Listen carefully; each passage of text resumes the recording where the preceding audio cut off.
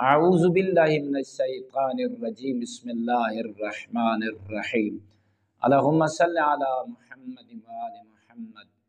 مومنین مسلمین، ہم لوگ اللہ کی دی ہوئی نعمات کو اہمیت نہیں دیتے، حالانکہ اللہ رب العزت نے اپنی بھری کائنات میں ہمیں دو ایسی نعمات عطا فرمائی ہیں جو ہر وقت ہمارے سامنے موجود رہتی ہیں۔ وہ باپ کی صورت میں نعمت ہے، ماں کی صورت میں نعمت ہے۔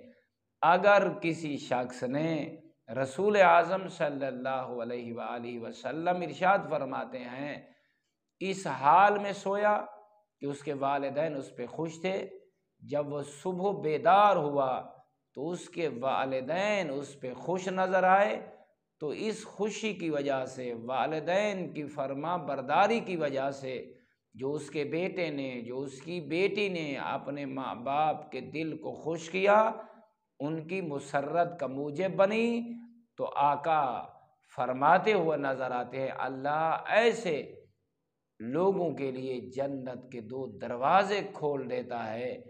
یہ انعام ہے والدین کو خوش کرنے کا۔